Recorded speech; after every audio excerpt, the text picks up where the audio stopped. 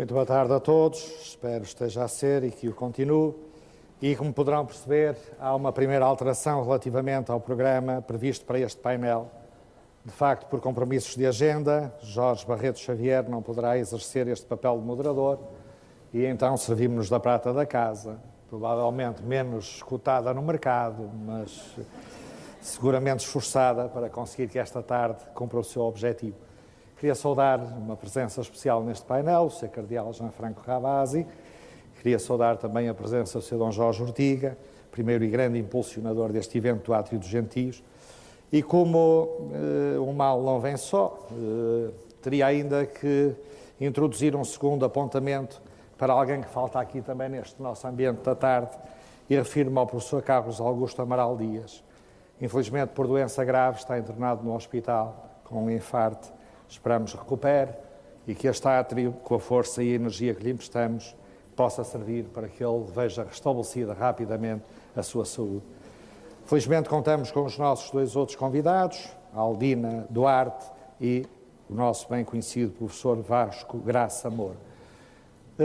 Apesar de ausente, o professor Carlos Amaral Dias tinha a comunicação escrita e, portanto, eu pedi à doutora Isabel Varanda o favor de nos ler a comunicação que ele tinha já preparado para este encontro e, portanto, sentimos-lo presente neste desejo forte de que rapidamente ele se veja com todo o vigor. Iria apresentá-lo, ainda que não esteja presente, para que possamos conhecer a figura que nos fala através da mediação da doutora Isabel. É psicanalista e professor catedrático português, nasceu em 1946 em Coimbra, formou-se na Universidade de Coimbra em Medicina, depois especializou-se em Psiquiatria. Em 1981 apresentou a sua dissertação de doutoramento em Coimbra com o tema A influência relativa dos fatores psicológicos e sociais no evolutivo toxicómano. Neste trabalho, o autor estuda a influência dos fatores psicológicos e sociais na toxicomania, com base num conjunto de variáveis demográficas escolhidas numa perspectiva psicossocial. É diretor do Instituto Superior Miguel Torga e professor catedrático da cadeira de Psiquiatria Dinâmica na Universidade de Coimbra, na Faculdade de Psicologia e de Ciências da Educação da Universidade de Coimbra e da cadeira de Psicopatologia no Instituto Superior de Psicologia Aplicada em Lisboa, onde orienta teses de mestrado na área da psicopatologia. É vice-presidente da Academia Internacional de Psicologia, coordenador do NUSIAF, Núcleo de Seguimento Infantil e Ação Familiar, que faz parte da Faculdade de Psicologia e Ciências da Educação da Universidade de Coimbra. Orientou um programa de rádio na TSF todos os sábados, intitulava-se Esta Inquietante Estranheza. Naturalmente tem um conjunto de publicações, sobretudo na área médica e em revistas da especialidade, e então, por interposta voz, vamos ouvi-lo. Doutora Isabel. Diz Carlos Amaral Dias, a identidade é sempre de uma ordem de relação com o outro. Seja qual seja a identidade de que falamos, a pressuposição de uma alteridade, de uma diferença, está sempre presente na sua definição. O mais fácil, sendo que nestas questões nada é fácil, seria iniciarmos a questão sobre a identidade cultural, já que nesta, como sujeitos falantes e reflexivos, nos poderíamos rever nas propostas desta mesa. A identidade cultural reenvia a uma outra, a identidade coletiva, característica de um grupo social que compartilha as mesmas atitudes, unindo e reunindo o sujeito através daquelas. À identidade cultural, como a qualquer outra identidade, propõe-se um passado. Passado esse que se estratifica e tende a fixar-se através da condição de indivíduos se sentirem semelhantes. A identidade cultural pressupõe a memória. Por exemplo, a memória de sermos portugueses, embora esta memória não seja constituída por um conjunto de valores fixos e imutáveis, definitórios do sujeito social e coletivo.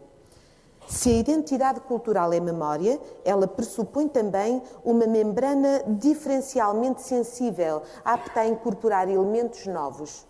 Memórias e incorporação garantem a manutenção da identidade cultural ao longo do tempo. Poderíamos repensar a continuidade, tal como foi enunciada por Wittgenstein. Cito: a robustez do fio não está no facto de que uma fibra o percorre em toda a sua longitude, mas sim em que muitas fibras estão trançadas umas com as outras. Fim de citação. É certo que Wittgenstein afirmou esta ideia na filosofia da linguagem, procurando o que há de comum em todas as coisas, nomeadas da mesma forma. Mas se a robustez do fio não depende que uma fibra o atravesse longitudinalmente, na identidade cultural a coisa não é exatamente assim. A memória é com certeza transformável, mas não deixa de ser a fibra e a trança. É fibra e trança, na medida em que a identidade cultural é um fator condicionante na relação entre o sujeito e os sujeitos sociais, já que é através dela que o indivíduo reconhece o ambiente como seu. Sem identidade cultural, a formulação de um encaixe individual num coletivo com características próprias seria impossível. A cultura, sensu lato, é a percepção da identidade e o garante da formação de vários grupos humanos. Mas antes de continuarmos por aqui, voltemos para o sujeito individual e também para a palavra identidade. Enquanto escrevo este texto, olho para as folhas brancas que estão ao meu lado. Olho também para os pequenos charutos que fumo frequentemente enquanto reflito. Não há diferença perceptível nas folhas e nos charutos. Sem dúvida, em qualquer dos casos, são idênticos.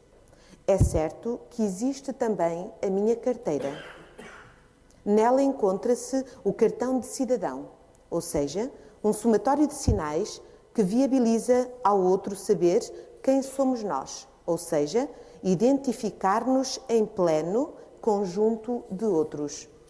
Quer no caso da identidade pessoal, como na identidade cultural, ao sobrepormos as duas propostas, a identidade, conforme já sugerimos, repõe sempre o oposto. Identificar remete para separar, designar, enquanto, em simultâneo, nos empurra para a ideia de tornar igual. É aí que o significado psicológico encontra o seu lugar.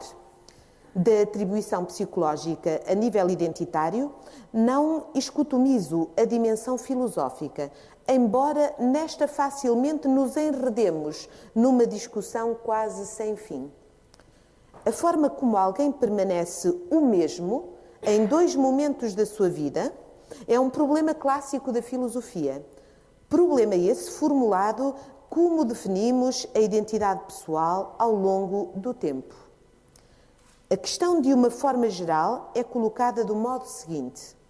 Cito: o que é necessário e suficiente para um ser passado ou futuro ser você?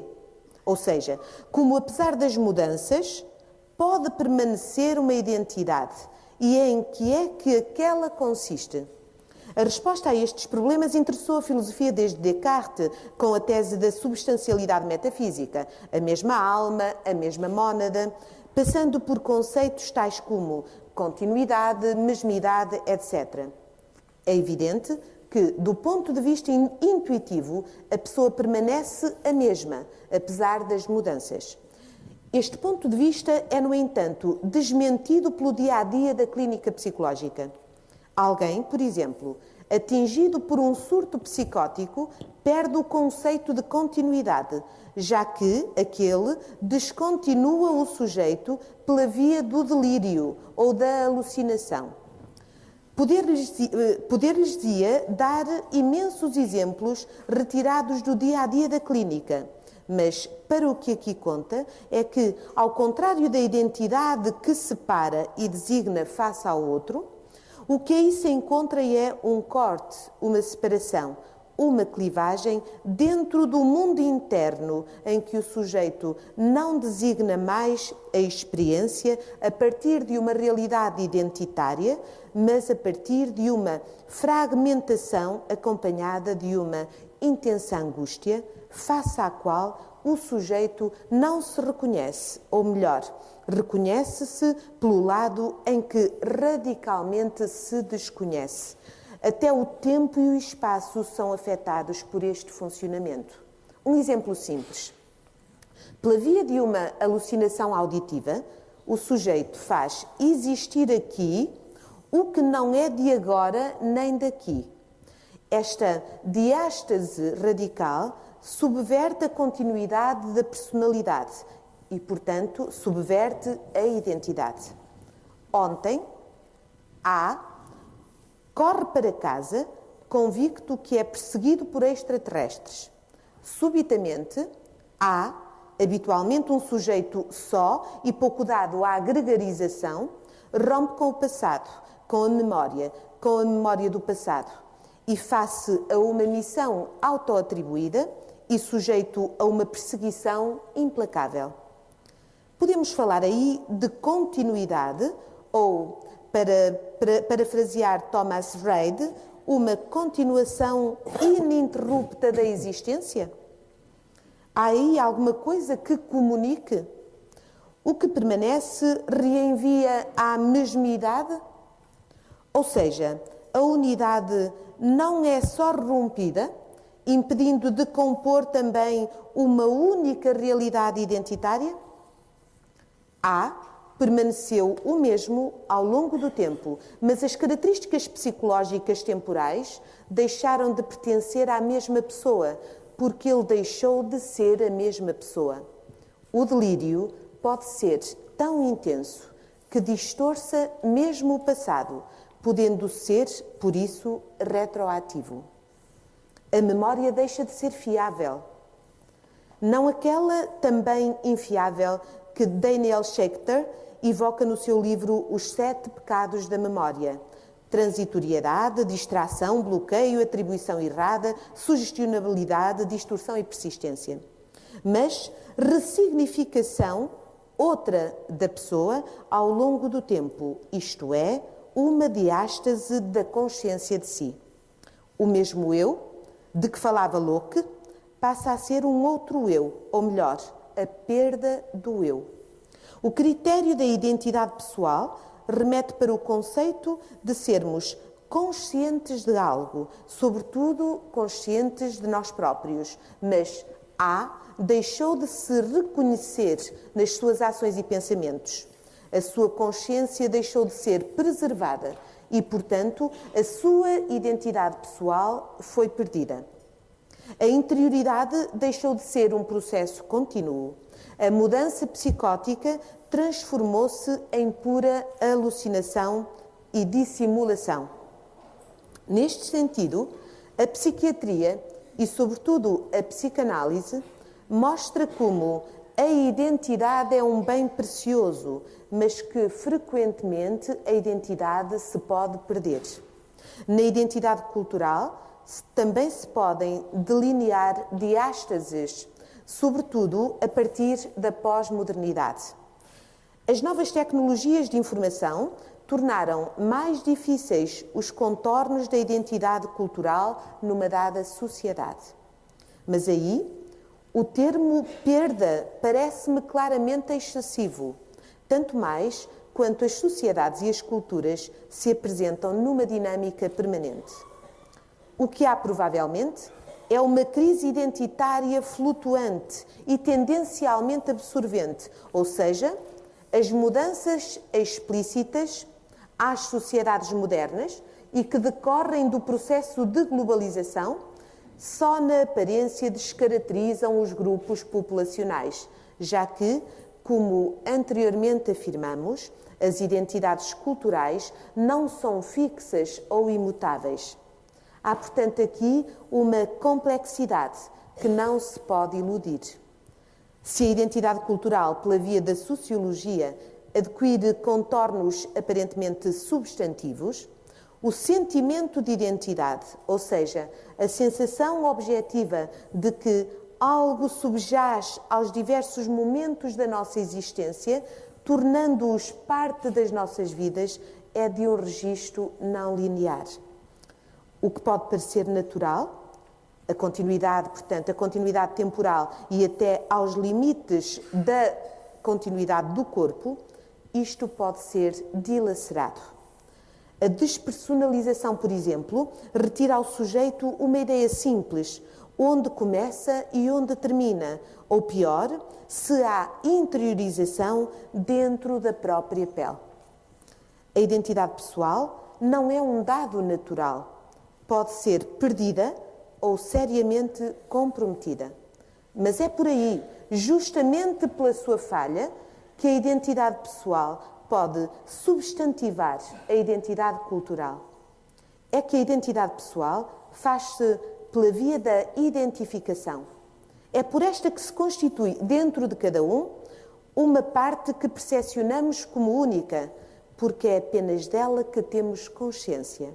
Porém, quando uma criança nasce, apesar da riqueza, das competências do recém-nascido, não existe um eu verdadeiramente constituído. A criança humana necessita do outro, nomeadamente da mãe, ou melhor, da metáfora materna, como lugar acolhedor, empático e transformador para se expandir e desenvolver. A atitude psíquica necessita do corpo do bebê e do eu da mãe. Esse é um atributo do sentido e da ligação entre corpo, emoção, linguagem e pensamento. A função materna, quando bem realizada, destina-se a uma radical ausência, já que passa a fazer parte do sujeito. Se A tivesse vivido inteiramente essa experiência, a palavra da mãe, meu querido filho, ter-se-ia transformado em a minha identidade permanente. Não que não se reconheça insuficiências constitucionais hipotéticas em A, mas, de uma forma simples, podemos afirmar que as competências do recém-nascido, multiplicadas pelas competências maternas, dão origem a um fenótipo comportamental. Os estudos mais recentes, mesmo os que provêm das neurociências, apontam precisamente neste sentido. A identidade é pessoal, porque é relacional. Até o nome e o sobrenome que temos, fazendo irredutivelmente parte da nossa identidade, não são escolhidos por nós. Mas localizam-nos como membros. Localizam-nos como membros desta ou daquela família e reinventam-nos na relação com o outro. Sou eu e aquele que é o meu pai, a minha mãe, o meu irmão, etc. É na relação que nos reconheceram para que nos reconheçamos e para reconhecer. Foi pela relação que designamos o nosso nome, dado em primeiro lugar pelo outro. Nome que tem sempre um sentido, que proveio de fora para dentro, isto é, que reescreveu o desejo de alguém. O que aqui sugerimos é que a identificação é indispensável à construção da identidade pessoal, mas, a nosso ver, também é visível na identidade cultural. Conforme vimos, a relação do indivíduo consigo próprio é, desde o início da vida, função de certas formas de agir, sentir e pensar, e que estão destinadas à introjeção pela via dos mecanismos identitários. Mas também a sociedade necessita de se estruturar de tal forma que os seus membros se possam identificar a certos modelos, vivendo-os como seus, representando-os como ideais e como conjunto. É, porém, necessário uma margem de manobra interna para cada sujeito, um espaço de historicidade dentro do qual se possa acomodar aos modelos gerais que a sociedade oferece para a realização das fantasias próprias, as fantasias próprias de cada um e ao que se poderá designar pelo seu próprio prazer. Neste sentido, a identidade cultural não se constitui apenas como inclusiva, mas, apesar de si própria, como exclusiva, no sentido de excluir.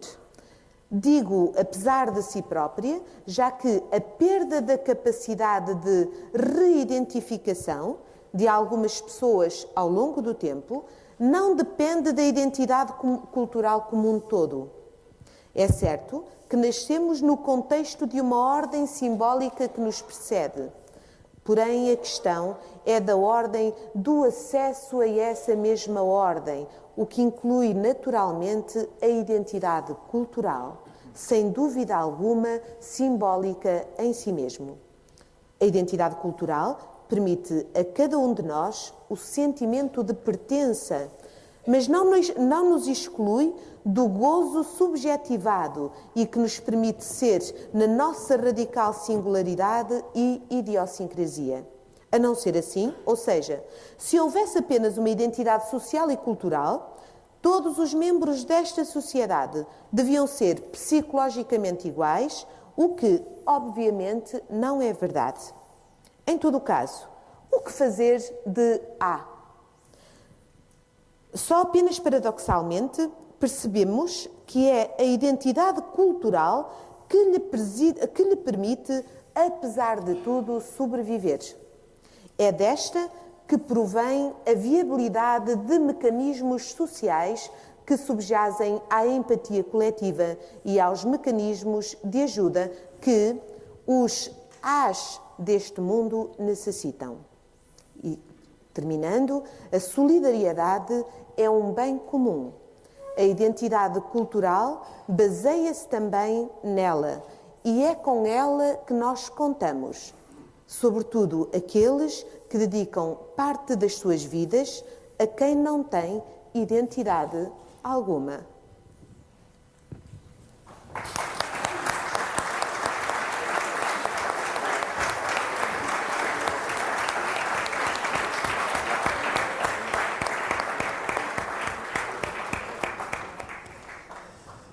Agradecemos este contributo que nos foi prestado pela mediação da doutora Isabel e reiteramos os nossos votos ao doutor Carlos Amaral Dias de uma rápida recuperação.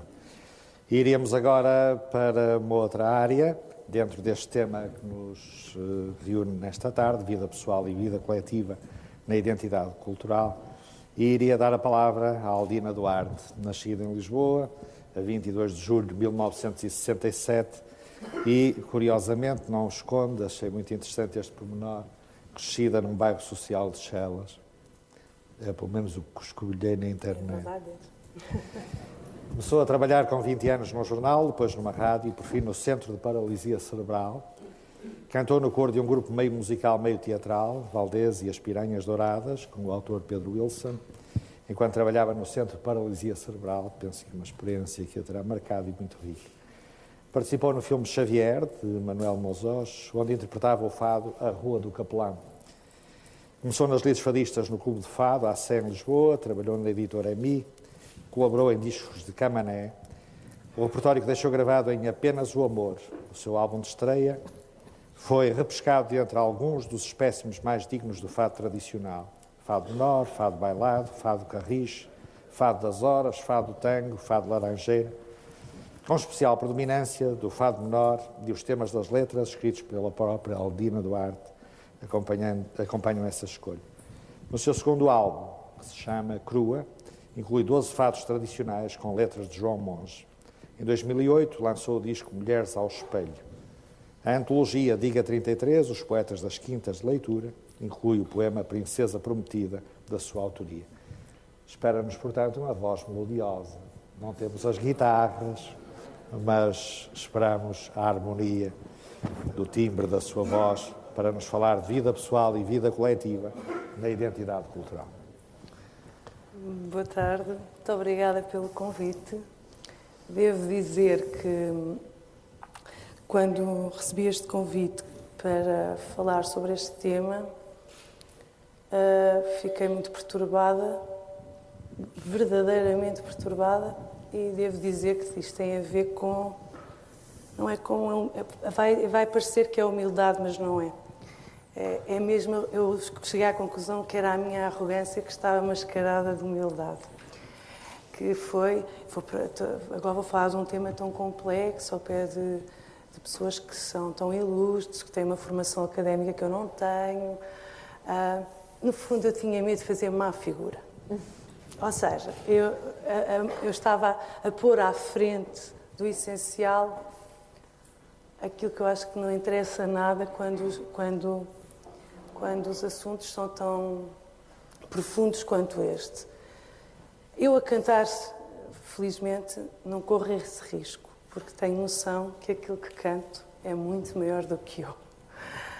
Como aqui, nesta circunstância, era nova, veio-me o meu lado mais, digamos, mais básico, mais primário ao de cima, que foi a vaidade. Que é estar perante uma série de pessoas e querer fazer boa figura. Bom, primeiro tive que tratar dessa parte antes de decidir o que quer que fosse, porque tinha só tomado a decisão de, se continuasse com essa preocupação, não desistia do convite, pedi imensa desculpa ao Padre Tolentino, que admiro muito, sob todos os pontos de vista, mas achava que se continuasse com essa vaidade a mandar nisto tudo, não merecia estar aqui. Isso acho que estava, aí achei que estava certo. Bom, às tantas comecei então a ler autores que já leio de há alguns tempos, que escreveram sobre este tema. E aí esqueci-me de mim. Isso. Acho que o que eu acho mais importante na relação, isto entrando já diretamente no tema, na vida coletiva, e começo de propósito pela vida coletiva, é esquecermos de nós. Porque para me lembrar de mim, eu tenho todo o tempo que tenho comigo, porque eu vivo 24 horas comigo. E quando estou sozinha em casa, até em alguns momentos, nos momentos de criação artística, eu já tenho muitos espaços para viver a minha solidão, a minha individualidade. Que é fundamental, obviamente, para eu me relacionar com os outros. Mas nada, digamos que a vida pessoal e a vida coletiva não se podem excluir uma à outra, mas que é verdade que a minha existência, pelo menos, e eu vou falar muito na primeira pessoa porque temo estar a falar pelos outros no que não devo, portanto vou centrar esta conversa na minha pessoa e na primeira pessoa e na minha profissão só por isso, que é, eu acho que a minha existência é potenciada com a união das duas partes. Aí sim, eu sinto-me inteira. É quando eu tenho consciência do outro, mas também tenho consciência de mim. E aí tenho uma grande sorte com o meu trabalho, que me exige uma grande consciência do outro, do que é meu e do que é do outro. Porque a grande obra de arte para mim é, que raramente, acho que não sei se já consegui, muito honestamente acho que nunca consegui, mas que era o meu sonho, é uma grande pretensão, era que quando eu cantasse, me cantasse com o que eu sou, mas que cantasse aquele bocadinho que é de todos nós, que eu fosse um bocadinho aquilo que é de toda a gente. Claro que não sou eu, mas era isso que eu queria que o meu fado fosse.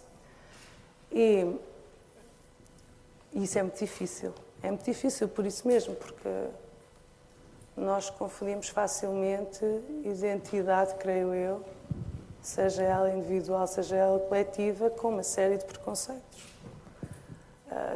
E autocensuras e as mais variadas censuras. E isto para um artista é uma matéria que é muito importante tornar consciente, não é lutar contra ela, porque uma condição primordial da criação artística é não mentir. Esse é o pecado mortal para mim da criação artística, é a mentira. É por isso que eu costumo dizer que a minha profissão tornou-me uma pessoa melhor, porque a arte é muito exigente, a criação artística é verdadeiramente exigente. E então eu comecei a ler uma série de autores e a discordar com uma série de coisas e a concordar com outras e depois não sabia o que havia de fazer com tudo aquilo, porque achei que tudo começou a ficar maior do que eu, e eu é nessas alturas que me sinto bem. Em vez de me sentir mal, eu começo-me a sentir à vontade com os outros quando acho que tudo é maior que eu. Porque assim é como se eu estivesse sempre numa aventura em que sei que é impossível, portanto, falhar é normal, não alcançar também é normal, mas não deixa de ser essa a grande aventura. E então selecionei para, na altura pensei, agora, não estou a fazer nada do que planeei nem do que escrevi, mas na altura pensei, vou-me orientar por estas duas frases que mexeram muito comigo, que foram de um filósofo espanhol, não sei se vou pronunciar bem o nome, que é o Daniel Innerarity, que dizia que estamos a assistir no tempo presente a uma privatização do público e a uma politização do privado. Ele referia-se isso concretamente, que a privatização do público, ele referia-se essencialmente ao instrumento, como passou a ser um instrumento hoje em dia, por exemplo, na relação do povo com um político que se propõe numa campanha, em que o instrumento emocional era mais forte do que a ideologia.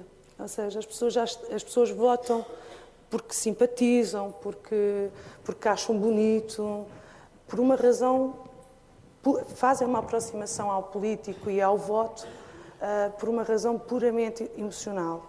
E depois associava a isso também o grande interesse generalizado da vida privada, das figuras públicas e do cidadão comum, que se tornou notícia e o grande espetáculo. E depois, eu, de caras, e ainda agora, mesmo refletindo ao longo deste tempo, eu não me identifico mesmo com esta privatização do público. E ai de mim se me acontecesse isso, porque com a minha profissão, uma das coisas que eu tenho que ser mesmo vigilante é a fronteira entre o que é público e o que é privado. Porque a minha profissão é por a sua gênese, é partilhar com o público o que faço. Só está acabado nessa altura, só está feito nessa altura. Mas, por outro lado, vivo de uma matéria que é do mais íntimo e às vezes indizível que pode haver. Portanto, também foi importante e foi interessante estar a perceber a diferença entre o que é privado e o que é íntimo, porque há uma grande... apesar de estar tão ligado, há algumas...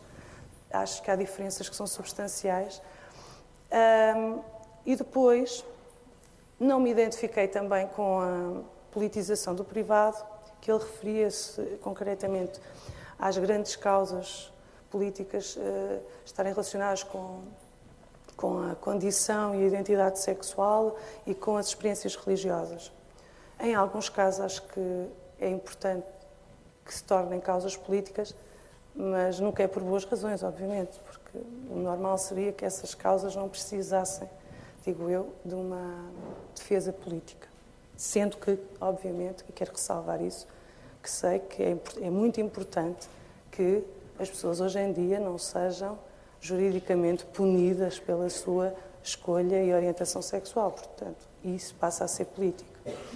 Ou seja, então eu tentei definir a minha noção de vida privada, que eu não vou chamar privada porque acho mais abrangente, e de vida pública. E considero que privada é tão simples como isto, é o que se passa entre quatro paredes à porta fechada com aqueles que são os meus semelhantes mais íntimos e mais próximos. Ou que se passa numa reunião, por exemplo, de trabalho, ou na casa de alguém, seja minha ou não, e que não é expresso publicamente. Acho importante definir isto. Isto passa depois, obviamente, pela minha educação, pelos meus valores éticos e até estéticos, porque acho que há coisas que, fora do seu contexto espacial, tornam-se feias quando são muito bonitas. Por exemplo, e público, aquilo, e coletivo, aquilo que nos faz sentir aquilo que juntos conseguimos fazer e que sozinhos não somos capazes, digamos assim. E daí a importância, por exemplo, fala-se muito, obviamente, de identidade está associada à memória, com certeza que todos somos um pouco a memória que temos da nossa vida, da vida dos que nos rodeiam, mas também há daí a importância do espaço público. Às vezes confunde-se serviço público com a privatização dos serviços públicos, às vezes com uma mera questão política, não é. Porque é importante haver um espaço público que vai dar origem a uma memória, a um espaço de memória pública e coletiva que nos une. a nossa rua, o nosso rio, não pode ser de uma pessoa. Um rio não pode ser de uma pessoa. Não pode estar certo. Isto independentemente das ideologias. E esta foi toda esta. E depois decidi, depois destas minhas reflexões a partir das reflexões de quem sabe e dedica a vida a perceber estas questões, decidi centrar esta conversa na minha arte, que é uma arte de tradição oral. Tenho a sorte de a minha arte musical ser o fado, que tem uma matriz identitária tão incontestável que se tornou património imaterial da humanidade. Ou seja, temos aqui a identidade cultural, passa pela história individual, passa pela história de um país, do coletivo, e passa por uma história ainda mais abrangente, que é a identidade universal, que hoje em dia é complicado porque com este, como é que dizer, multiculturalismo, acho que é essa a palavra certa, é impossível. Eu acho difícil para mim, por exemplo, imagino as pessoas que dedicam a vida a perceber estas coisas. É como se os instrumentos, os próprios modos de pensar a vida tivessem todos postos em causa. Às vezes põe-me a pensar, antes o conceito, eu li isto a alguns, que era o conceito de imigração e de imigração. Já não são suficientes para analisar profundamente e organizar uma sociedade multicultural como a nossa. Não chega, porque isto já está muito mais...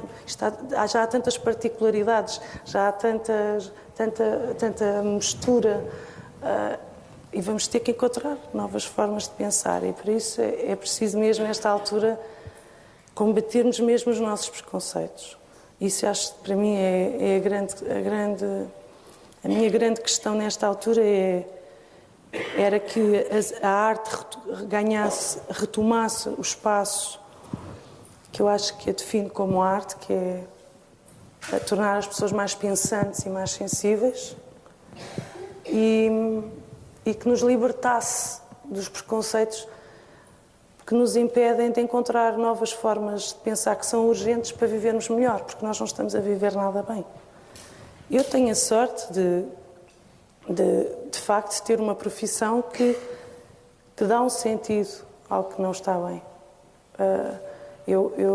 Digamos que todo o sofrimento meu e alheio é exorcizado naquilo que canto, naquilo que escrevo, de uma forma muito profunda. Mas eu trocava a minha arte por um mundo melhor, eu deixava de boa vontade a minha arte, se soubesse com isso, tornava este muito, muito melhor. Mas isto estou a dizê-lo francamente. A arte é muito importante para mim, acho que nos torna a todos melhores, mas primeiro as primeiras coisas. E de facto eu não gosto muito do mundo que estamos a viver.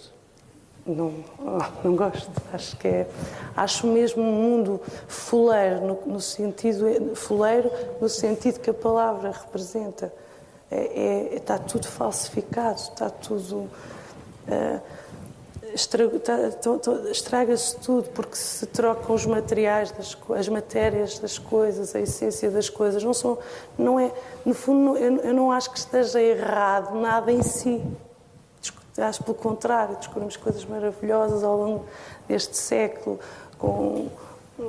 de uma grandeza extraordinária, mas depois parece que pegámos nestas descobertas todas e nisto tudo e começámos, imaginemos, é bom, o plástico é um material extraordinário em determinados objetos e que nos facilita a vida e torna-me até mais confortável e engraçada em certas tarefas que não tinham graça nenhuma, porque se pensarmos que vamos transportar uma roupa num alguidar, de plástico é muito mais leve do que naqueles alguidares pesadíssimos de ferro, por exemplo.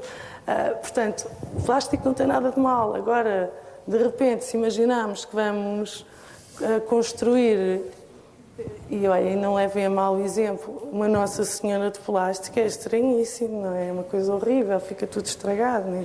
A Nossa Senhora torna-se feia, perde o seu sentido sagrado, quer dizer, é inadequado. E, portanto, eu acho que neste momento precisamos de repensar, aprender a arranjar novas formas de pensar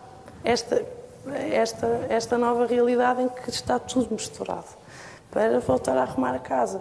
E isso não é fácil, mas não é simples, mas se calhar é mais fácil do que nos parece. Porque estamos um bocadinho esmagados com esta informação toda, com esta facilidade toda em estarmos em todo o lado, através da internet, etc.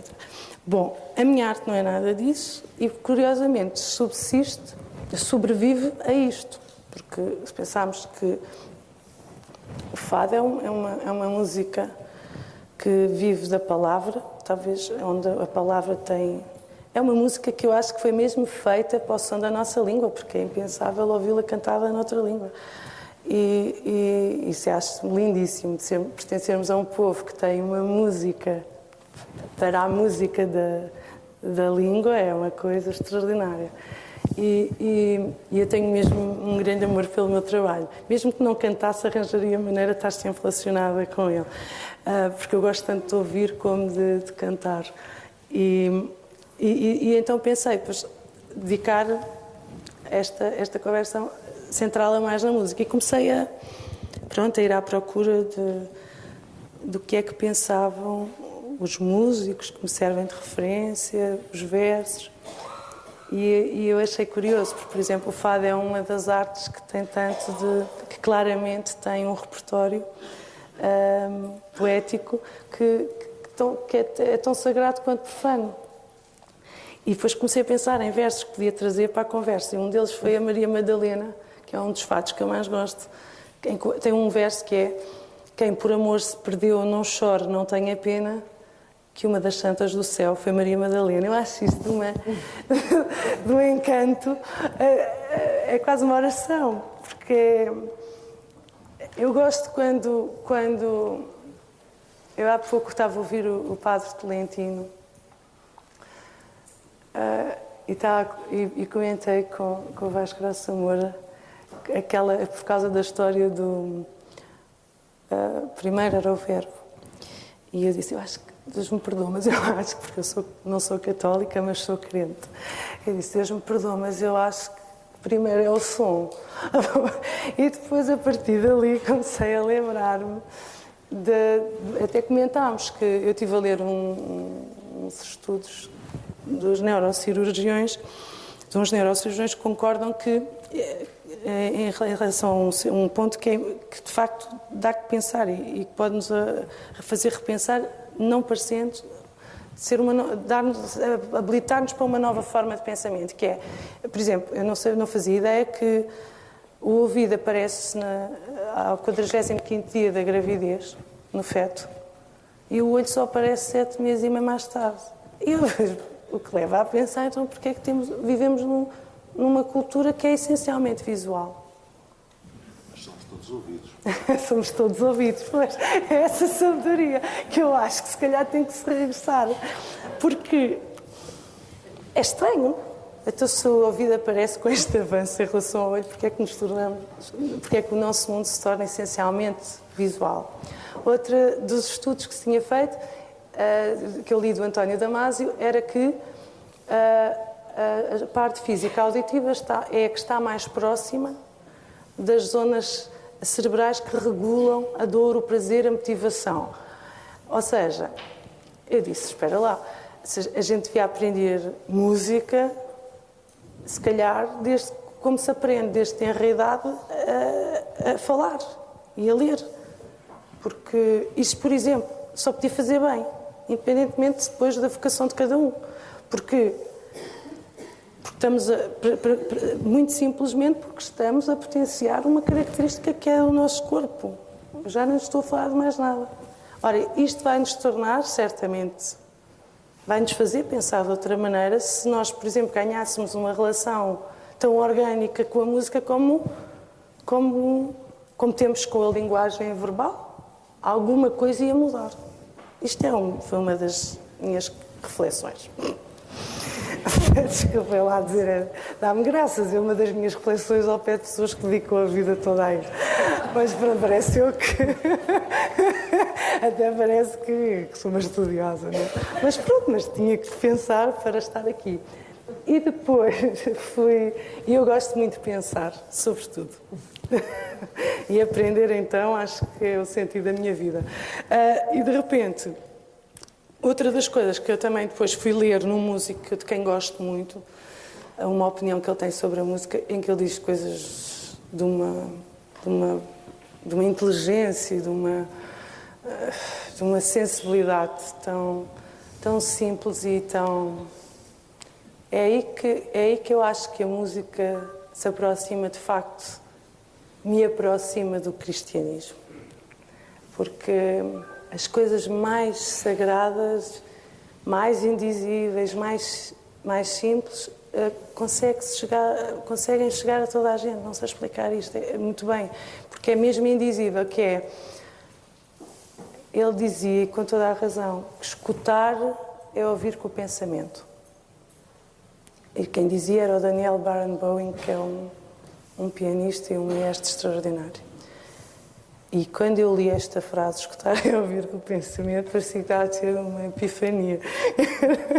Porque estava ali tudo, de facto. Agora eu percebo, nós sempre, as pessoas não têm coração. Não. As pessoas só usam a cabeça. Não, as pessoas não usam nem a cabeça, a meu ver, nem o coração. De acordo com o que ele dizia, que era... Isto deduzia a partir, obviamente, do pensamento do Daniel Barenboim, que era... a gente vive numa sociedade emocional. E o que é uma emoção? Uma emoção pode irromper antes de nós nos apercebermos, antes de alguma situação ou pessoa a provocar. E é depois a intervenção do intelecto que nos vai fazer tomar consciência das circunstâncias que, por sua vez, dão origem a um sentimento. Ora, isto é o ovo de Colombo, mas é o que nós todos precisamos, é ligar o coração com a cabeça, é ligar a autodisciplina com a paixão, ou seja, ligar todas as nossas contradições que são da nossa natureza. E para isso é preciso ter uma grande abertura, eu acho.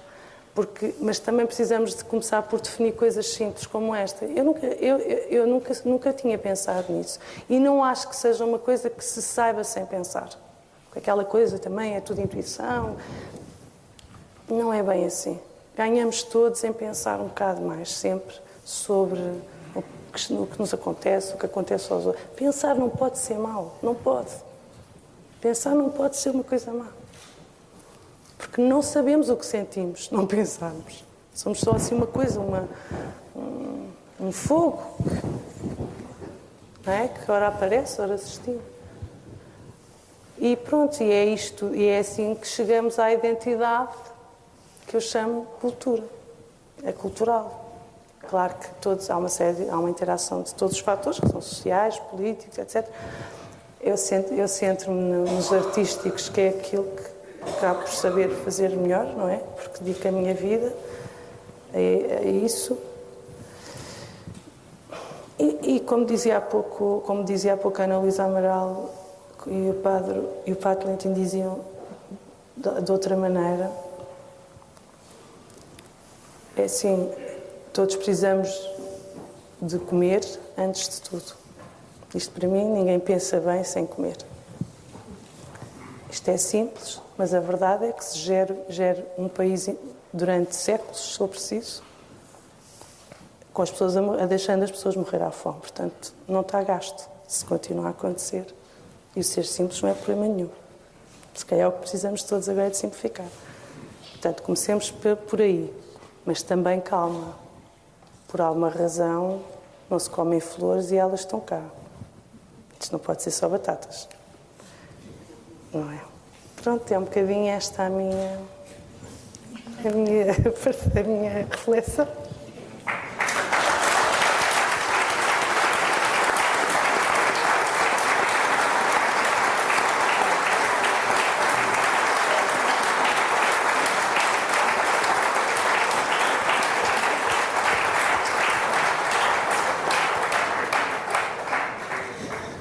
Os artistas também têm esta coisa de ligarem tudo, também os gestos, não sei se perceberam toda a expressividade dos gestos da Alina ao falar, também isso é música, movimento e harmonia. Agradecemos a intervenção e a partilha e iríamos ser mais longas porque queríamos ainda deixar uns minutitos para depois podermos trocar alguma impressão. E eu tenho a certeza que sobre qualquer uma das comunicações feitas haverá qualquer questão a levantar ou qualquer aspecto a enfatizar. Iria ser mais longas passar a palavra a alguém que penso dispensaria apresentações. O Dr. Vasco Graça Moura é por nós bem conhecido, até pelos mediatismos que tem nos grandes meios de comunicação social, mas entretanto também uma breve referência, nasceu no Porto em 1942, licenciou-se em Direito e exerceu a advocacia até 1983, mas pelo que se deduz do seu currículo não foi nessa pele que se sentiu melhor. Sente-se melhor no desempenho de funções em cargos públicos, foi membro dos quarto e sexto governos provisórios, foi administrador da Imprensa Nacional Casa da Moeda, comissário de Portugal para Sevilha em 92, deputado do Parlamento Europeu desde 1999 a 2009, é atualmente presidente da Fundação Centro Cultural de Belém, foi também diretor do primeiro canal da RTP1 e diretor de serviços da Fundação Calouste Gulbenkian. Confesso que, para além destes cargos todos, gosto muito de o contactar e de saborear como poeta, ficcionista, ensaísta, cronista e como tradutor de poesia. Tem uma vastíssima bibliografia, tem merecido consagração nacional e internacional nos últimos anos. Entre os prémios que recebeu, conta-se o Prémio Pessoa, em 1995, a Coroa de Ouro do Festival Internacional de Struga, o Prémio Nazionale di Traduzione Italiano, grandes prémios de poesia, em 1998, e de romance e novela, em 2004, da Associação Portuguesa de Escritores, e os prémios Paulo Quintela, da Universidade de Coimbra, em 2006, e Virgílio Ferreira, da Universidade de Évora, em 2007. É certamente alguém que nos vai dar imenso prazer ouvir, mais do que aquilo que eu possa dizer, e, portanto, de imediato, passo a palavra. Boa tarde, muito obrigado por este convite, muito obrigado também pela apresentação hiperbólica que o moderador acaba de fazer da minha pessoa e que não corresponde, como verão, em nada à realidade. Queria dizer que depois da lição que foi aqui lida pela professora Isabel Varanda, do Dr. Amaral Dias, do professor Amaral Dias, e do testemunho humano que foi aqui feito pela Aldina Duarte, me resta muito pouco espaço de manobra. Até porque antes desta sessão em que nos encontramos, a parte, digamos assim, ontológica da criação poética e da criação artística foi muito bem abordada, quer pela Ana Luísa Amaral, quer pelo Dr. Adino Mendonça.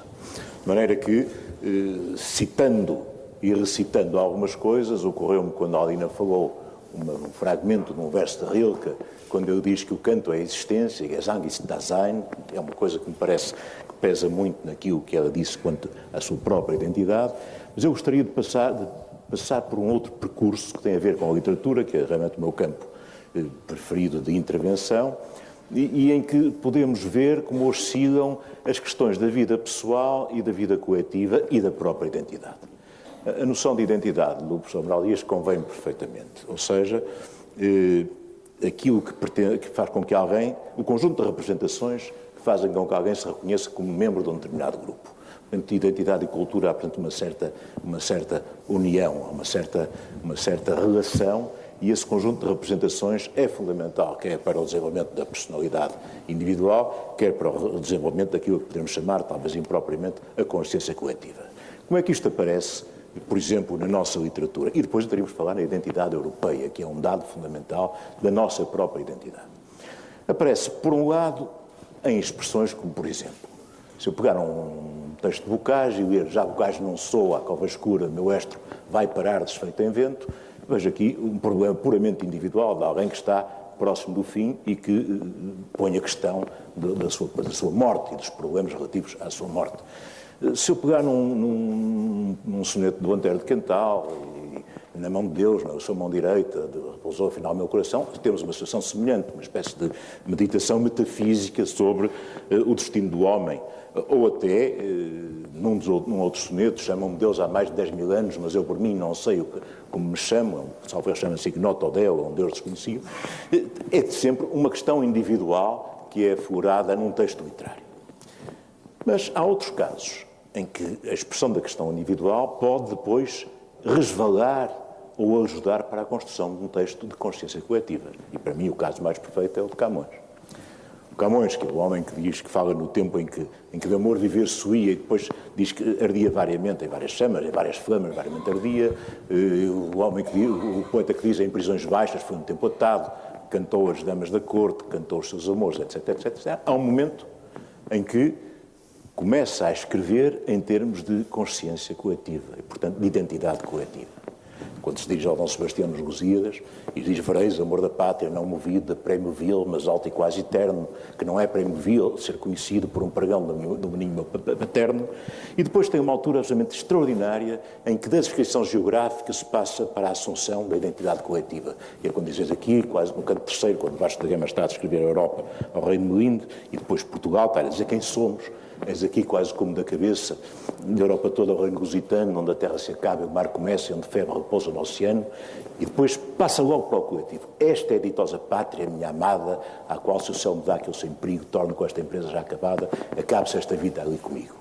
E então, como entra a contar a história de Portugal, portanto, um fenómeno coletivo, uma expressão coletiva, e vai por aí fora em uma série de aspectos absolutamente deslumbrantes que eu dispenso de evocar, até por uma questão de brevidade, tem a arte de voltar a reintroduzir-se como identidade individual. Quer enquanto alguém que esperava ser compensado e não o é. Quer enquanto alguém que tem uma voz moral e uma crítica ética a fazer aos costumes do seu tempo e não é ouvido. Quer enquanto alguém que se sente na tal austera, apagada em vil tristeza. Quer enquanto alguém que trabalhou, quando valem honesto estudo, com longa experiência misturado. Não me falta na vida neste estudo, com longa experiência misturado, nem engenho que aqui vereis presente, coisas que juntas se acham raramente. Portanto, sabe falar de si, fala de si no mesmo momento em que fala da existência coletiva. E termina o poema dizendo ao Dom Sebastião que ele não tem que fazer como Aquiles, como Alexandre da Macedónia, porque Alexandre da Macedónia invejava Aquiles porque tinha tido um Homero para o cantar. Ora, e Dom Sebastião tem o Luís de Camões para o cantar, que é um sintoma de modéstia próprio dos poetas, como podem imaginar. Ora bem, este balanço entre identidade individual e coletiva, no Camões tem dois aspectos muito interessantes e que nos interessam. Um que se prende com a identidade europeia, é a matriz greco-romana da cultura grega e da cultura latina que está presente nele através do Virgílio, através do Ovídio, através do Homero. E se nós formos aos Lusíadas e alinhássemos os 1108 versos do poema e os partíssemos ao meio, portanto, chegando à estrofe, chegando ao verso mais ou menos 554, que é metade de 1108, e que dá, salvo erro, a estrofe 87 ou 88 no canto quinto, o que é que temos no Camões? Temos um resumo da Odisseia. Temos em duas estrofes uma referência a quase todos os cantos da Odisseia. Ou seja, a figura do Ulisses, a figura do navegador, uma figura absolutamente identitária da cultura europeia, está presente naquilo que é um poema nacional. A figura do Ulisses, que evidentemente começa no Homero, que o Dante, no canto 26 do Inferno, caracteriza como alguém que depois de chegar a Ítaca, depois de estar outra vez nos braços da mulher, diz que, falando da inquietação, também se falou há bocado de inquietação e perplexidade, diz que nem a ternura da mulher, nem o respeito do velho pai, nem o amor do próprio filho puderam vencer nele o ardor que teve de se tornar conhecedor do mundo, dos vícios humanos e do valor humano. E desafia os companheiros e partem outra vez, naufragando depois de passarem Gibraltar, depois de passarem Ceuta e Gibraltar, isto é textual na Divina Comédia, naufragando à vista da montanha do Paraíso. É, de resto, perfeitamente arrepiante a maneira como a naufrágio é dado. Mas o que é interessante é que Ulisses, que começa no Homero, portanto, o poeta mais antigo do mundo ocidental, cerca de uns 800 anos antes de Cristo, é retomado pelo Dante, encontra-se no Camões e vem até ao James Joyce, até ao Cavafy, até ao Manuel Alegre. Ulisses é uma figura permanente da nossa identidade europeia. E isto parece uma coisa absolutamente extraordinária. Só que no Camões, o canto coletivo continua a fundir-se com o canto individual, num poema também, que é talvez o maior poema do lirismo ocidental, que são as redondilhas sobre os rios que vão. É um poema que tem 365 versos, quer já dizer alguma coisa. É um poema que glosa, faz a paráfrase do Salmo 136, que é o salmo que os hebreus cantam no exílio de Babilónia. É um poema que aí também é uma marca do seu tempo, porque no último quartel do século XVI, com as guerras de religião, o recurso aos salmos tornou-se uma forma de expressão extremamente importante. E o Camões aí entra numa situação de entoar um canto coletivo, mas ao mesmo tempo formular um arrependimento individual. Volta à tal situação de procurar a salvação. Note-se que eu também não sou crente, estou a tentar descrever uma posição alheia. E então, depois daquele princípio absolutamente pungente sobre os rios que vão, por Babilónia e Machei, onde sentado chorei as lembranças de Sião enquanto nela passei, ali lembranças contentes na alma se representaram e minhas coisas ausentes se fizeram tão presentes como se nunca passaram, ou seja, a identidade a funcionar por via da memória. Então, entra num processo de depor o canto profano e de passar ao canto divino. Faço notar que os órgãos, os instrumentos de sopro, são instrumentos próprios do canto dos sentidos, da pulsão sexual, do instinto erótico, enquanto a lira dourada, um instrumento de corda, já não só na religião hebraica, mas também no próprio paganismo, era um instrumento próprio para cantar a Apolo, para cantar a divindade. E, portanto, às tantas, sobre os rios, Camões diz que está uma lira dourada para cantar ao Senhor. E o que é interessante é que, às tantas, diz: cala-se o pastor e o rei, mova-se no mundo espanto, retumba este santo santo, que do que já mal cantei, a palinódia já canto. Ou seja, na sua identidade, não apenas humana, não apenas coletiva, porque cantou o pastor e o rei, é o destinatário do canto bucólico, do canto lírico e do canto épico. Portanto, no fundo, faz uma retratação daquilo que tinha cantado antes, porque só lhe interessa a salvação. E termina depois a procurar, digamos, a Jerusalém Celeste. Ora, eu penso que nós temos na nossa literatura este caso absolutamente único de conjugação de uma pulsão individual, identitária, de si mesmo, da memória, dos amores, enfim, de tudo o que se passou no trajeto de uma vida, e de canto coletivo das glórias portuguesas, etc., mas que no fim da vida entra, supondo que Sobre os Rios é um poema do fim da vida, entra numa espécie de amargura em relação ao que se passou e a procurar um valor mais alto. Como é que daqui para a nossa modernidade transitou um aspecto, e com isto me calarei para não monopolizar o discurso, transitou de algum modo um eco da meditação coletiva? A meu ver, há dois casos extraordinários. Um é de um poeta ainda vivo, José Fernandes Faf, que diz, e são notas bastante pessimistas, bem, isto passa depois pelos tédios do Cesário Verde ou pelo Ai de Luzia da Coitado, do António Nobre, nós somos sempre um bocado pessimistas em relação a nós mesmos, mas o José Fernandes Faf tem um poema breve, muito interessante, em que diz: compreende-se tudo de repente, são 8 séculos a ver o sol morrer afogado no mar diariamente. E antes dele, o Carlos Queiroz, que é um poeta que morre em 1949, tem um poema que eu acho que resolve todos os problemas da nossa consciência coletiva, que é: português e vivo é diminutivo, só fazemos bem Torres de Belém. Muito obrigado.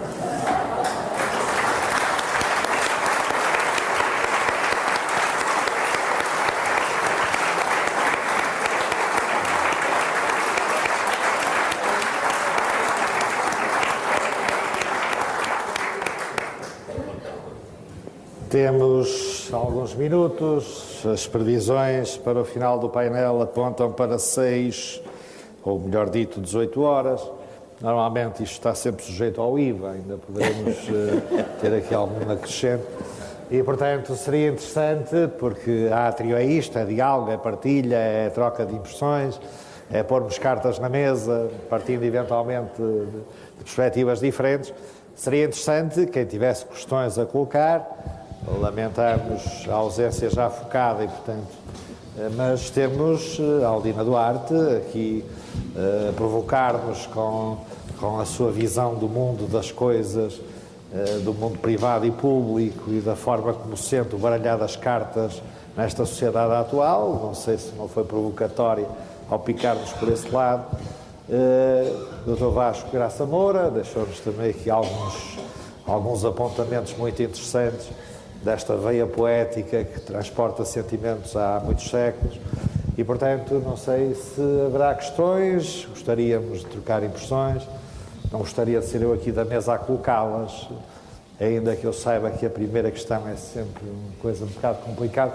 Aliás, eu costumo convidar que, como o primeiro tem sempre vergonha, falo logo o segundo, porque é uma forma de queimarmos algo. E, portanto, aceitam-se questionamentos. Se calhar posso ajudar, só para quebrar o enguiço e a vergonha. O fado, obviamente, que se diz que é uma música tipicamente portuguesa, mas estamos a falar da identidade portuguesa. O fado tem umas características muito próprias, para além da oralidade, tem timbres próprios, tem uma transmissão de sentimentos muito própria, tem um colorido seu. Como é que acha que se conjuga isso com esta alma que somos, com a nossa identidade, com o nosso temperamento, a nossa forma de encarar a vida, de encarar a história, de encararmos este mundo? Era uma questão que gostava de pôr. E como já consegui que a minha ousadia quebrasse a vergonha de alguém, pedi ao micro, temos já ali alguém a pedir a palavra, juntávamos 3 ou 4 questões, tentávamos ir respondendo, conversando, não se trata propriamente de pergunta e resposta. Tenha a vontade. Em primeiro lugar, quero dar os parabéns à mesa, gostei imenso de ouvir, dizer-vos também, chamo-me Aldina, tal como Aldina Duarte, também sou psicóloga, portanto, gostei imenso do texto que a doutora Isabel Varanda leu. Reconheço, e agora de forma humilde, que estou muito longe daquilo que foi falado aqui. Também acrescento agora algo, e é aqui que reside a minha pergunta ou a minha questão, que eu gostava de colocar sobretudo à Aldina, pela experiência de vida que tem. Eu trabalho com toxicodependentes, que eu penso que a toxicodependência será uma fuga à consciência da individualidade, okay? É aquilo que eu penso, que poderá ser uma estratégia que a sociedade encontrou ou que nós encontramos na sociedade para fugir à consciência de nós próprios, porque a consciência de nós próprios muitas vezes magoa, a consciência da individualidade. E eu gostava de, estendo a pergunta a todos os elementos da mesa, mas tendo a Aldina crescido num bairro, gostava de ouvir a opinião acerca desta minha questão ou desta minha suposição ou hipótese. Okay? Tá, obrigada. Não sei se há ainda mais alguma questão. Já agora juntávamos aqui, fazíamos um tríptico, pedia um micro ali para aquele lado. Boa tarde, parabéns também à mesa, gostei muito de vos ouvir. Gostava de perguntar a quem quiser comentar a opinião sobre um assunto que acho importante, que falamos de identidade. Falou-se de o que é que nos define, falou-se de como é que nos formamos. Qual é para vós, na vossa experiência, e tendo idades diferentes, vivendo em épocas, aqui todos, mas cada um no seu tempo próprio, como é que foi o contacto com os vossos avós?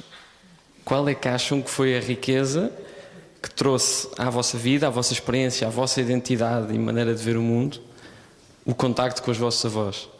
Dizia, aqui numa sala ao lado, há 2 horas, dizia o professor Henrique Leitão, falando do conhecimento, da forma como cada geração tinha que fazer a conquista sozinha, não é? Do descobrimento, da forma de encarar o mundo. Então, os avós não serão uma ponte fundamental aqui? Como é que isso foi para vós?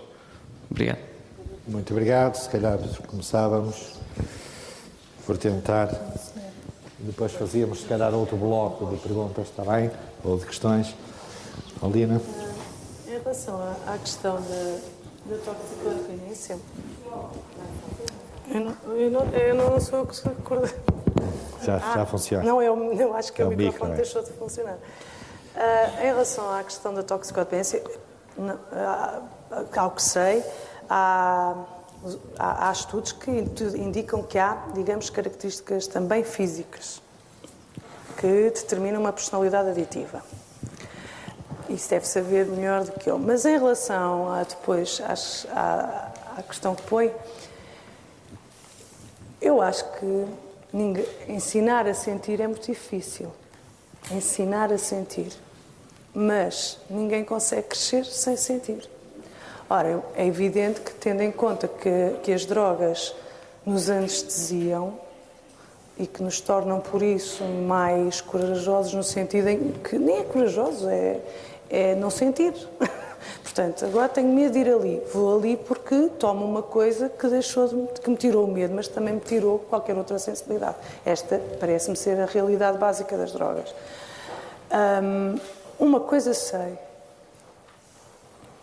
voltando atrás há pouco àquela reflexão que eu falava do Daniel Barenboim sobre a música,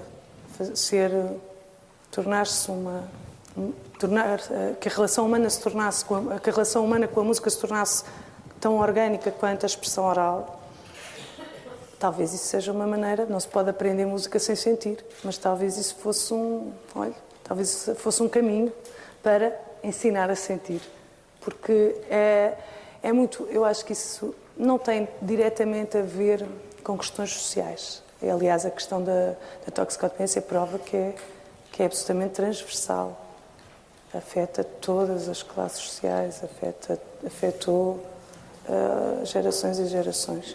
Depois há outra coisa que tem a ver com, obviamente, o apelo ao consumo de todo o tipo, que nós, entretanto, que eu acho que não é só a propaganda, obviamente. Há toda uma política de capitalismo do consumo, toda a gente sabe ouve falar disso, da publicidade, etc., que instiga ao consumo. Agora está tudo a dizer-nos o contrário, mas a verdade é que fomos todos educados assim. E à vista de toda a gente. Mas isso não resolveu, nem vai resolver a decepção individual de cada um, que é os amores que correm mal, a solidão. E todos sabemos que o consumo, seja lá do que for, nos alivia, nem que seja temporariamente, às vezes, de emoções e sentimentos mais desagradáveis. Eu não sei como lhe responder de outra maneira à pergunta. E não sei se respondi sequer, mas pronto. Os avós. Se calhar podemos... Bem, eu não sei responder à sua pergunta, mas até porque a única droga que consumi até hoje foi o tabaco, e mesmo essa já a pus de lado há alguns anos. Mas quanto à questão dos avós, é uma questão muito interessante. Eu não conheci os meus avós paternos, o meu avô paterno tinha morrido muito antes dos meus pais casarem, e a minha avó paterna, por sinal, era minha madrinha, mas morreu quando eu tinha 2 anos, não deu para a conhecer. Mas conheci os meus avós maternos e tive 2 experiências interessantes com eles. Bem, com o meu avô materno, porque no primeiro dia que eu fui ao colégio já tinha aprendido em casa com a professora, já sabia ler e escrever razoavelmente, e a professora disse, cheguei a casa todo vaidoso, que a professora disse que era o melhor aluno da classe e eu dei-me 5 escudos. E aí foi um contacto proveitoso, portanto, com o meu avô materno. Com a minha avó materna, ela tinha uma casa no Douro, para onde eu desde que nasci até ir para a tropa, já relativamente tarde, porque já fui formado, casado e pai de 2 filhos, até aos 26 anos ou por aí, fui sempre passar férias lá. Portanto, devo-lhe, por um lado, de algum modo, o contacto com a natureza. A minha experiência da natureza fez-se no mundo rural do Douro, no Porto, e vivi sempre no Porto Salvo nesses períodos, mas devo-lhe outra coisa, aquilo que posso chamar uma nota romântica, que talvez seja por trás, explica alguma da minha evolução literária depois. Com a minha avó materna passou-se uma situação perfeitamente camiliana. Aí por volta de 1902, 1903, os pais tinham morrido e ela e os irmãos, eram 7, ficaram entregues à tutela de um tio. E esse tio não a queria deixar casar com o meu avô, porque o meu avô não era formado e esse tio era conselheiro do Supremo e, portanto, achava que um canudo tinha uma certa importância. E meteram-na num convento, onde ela saiu aos 21 anos para casar com o meu avô. Mas o que é engraçado não é isto, que eu depois, ao ler O Amor de Perdição, ao ler o livro do Camilo, que as meninas iam para o convento quando não cumpriam a vontade dos pais, o que é engraçado é que ela, enquanto estava no convento, bordava as cartas que lhe escrevia, ou com seda ou com os próprios cabelos. E mais tarde cortou todo o texto das cartas, mas guardou os bordados. E os meus irmãos e eu temos alguns fragmentos disso, e é muito bonito, é muito comovente ao mesmo tempo ver como é que naquela altura as pessoas comunicavam, não havia internet, não havia telegramas, não havia telefones, etc. E isso foi uma experiência que eu acho que devo à minha avó materna. Não tenho nenhuma relação com nenhum dos meus avós, porque já tinham, os avós tinham já morrido quando nasci. Uma das avós morreu, eu era muito nova, e a outra tive muito má relação durante algum tempo e, portanto, que é absolutamente... Ora, isto é um assunto que é da minha vida privada.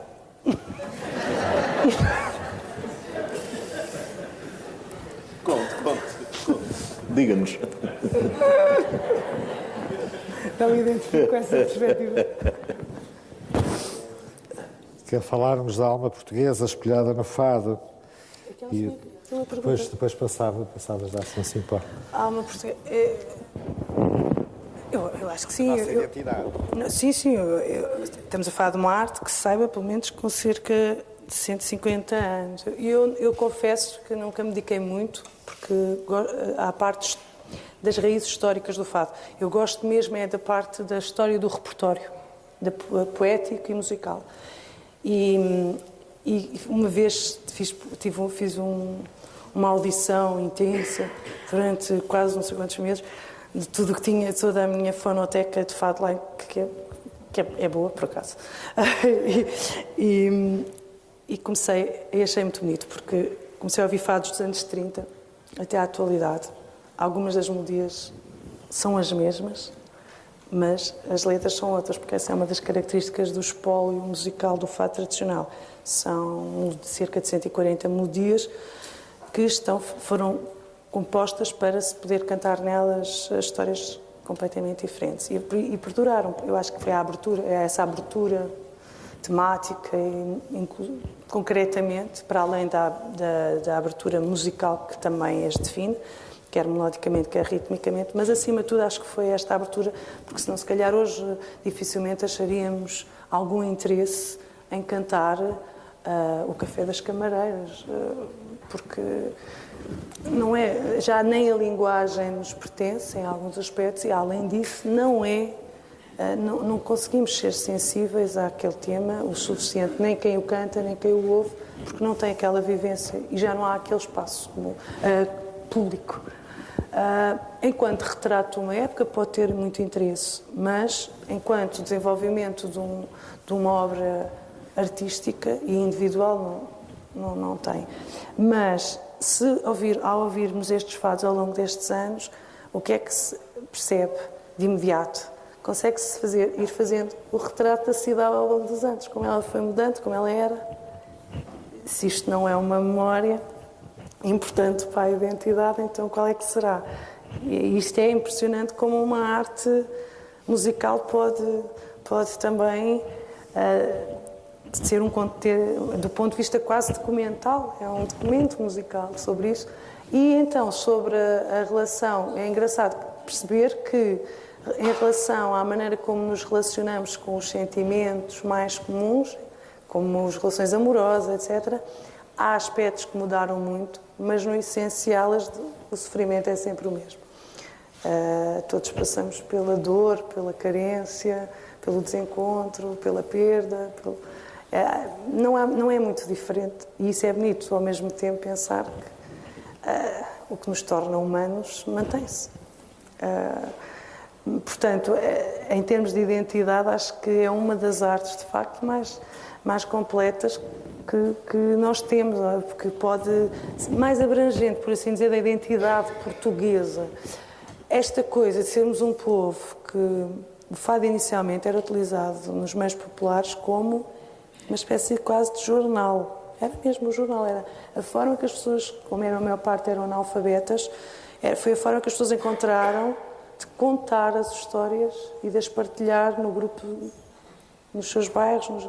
Era a sua forma quase de conversar sobre aquilo que lhes doía, sobre aquilo que corria mal. Por isso é que às vezes quando as pessoas dizem muito levianamente aquela história do desgraçadinho, aquela história do desgraçadinho tem um tempo e tem uma profundidade e tem um sentido muito poético, porque se pensarmos que as pessoas passavam em Lisboa dos anos 20, 30, ser do povo devia ser uma coisa horrível, de pobreza, de miséria, as pessoas sofriam, tinham uma vida duríssima e ainda conseguiam cantá-la.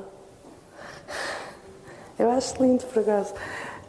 Acho lindo e acho importante. Acho que este lado que toda a gente às vezes brinca ou acha pejorativo, acha patológico, já ouvi falar uma vez, é patológico.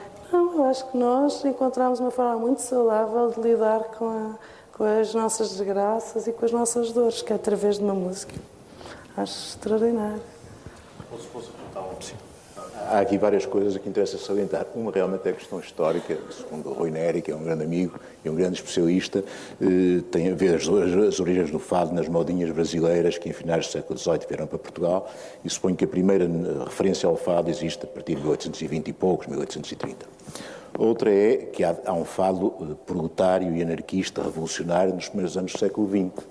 E a terceira é que, em 1927, salvo erro, que é quando é exigida a profissionalização dos artistas, isso também é uma maneira de censura, de criar uma censura para evitar, para conseguir controlar aquilo que era cantado. Mas, ao mesmo tempo, permite a abertura das casas de fado.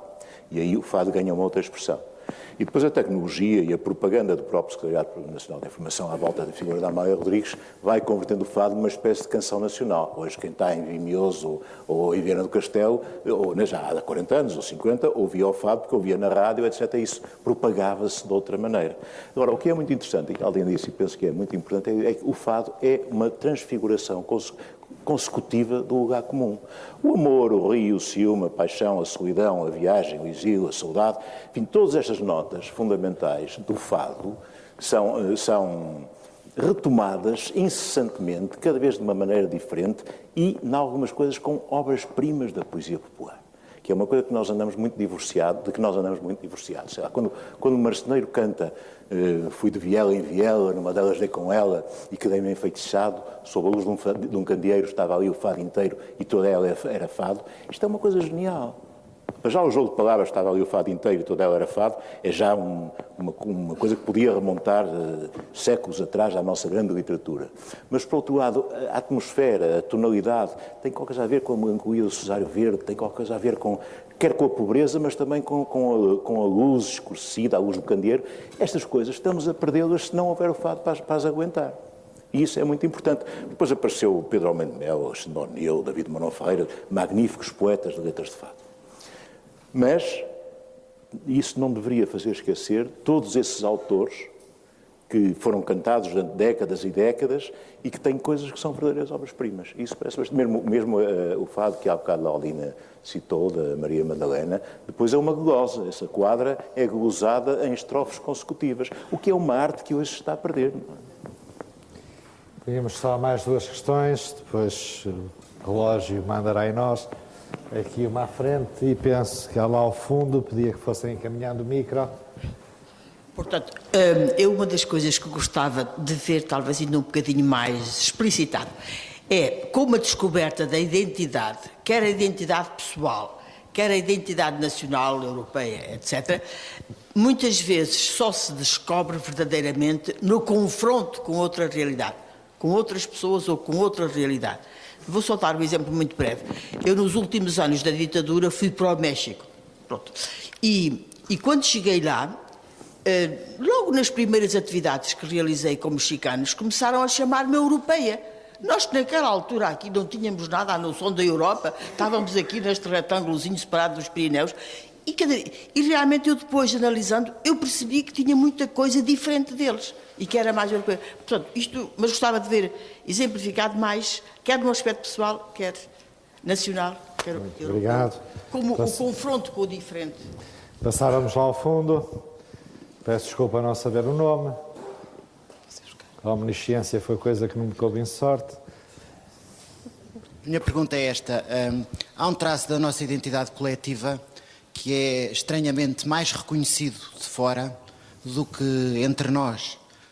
Se nós usarmos um motor de busca, por exemplo, ao lado das referências a Camões, a Luís de Camões, aparece-nos o Requiem a Camões de João Domingos Bom Tempo. Eu estou a falar da nossa música clássica.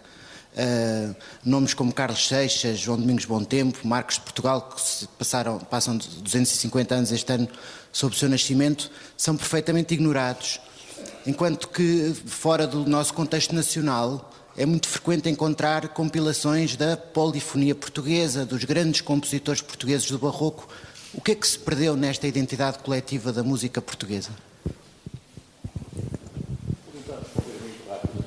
A questão do Requiem de Bom Tempo, que é de 1817, tem a ver com o nascimento do romantismo português. Repare que o Garrett está em Paris em 1824 e escreve o Camões, que é o poema fundador do nosso romantismo.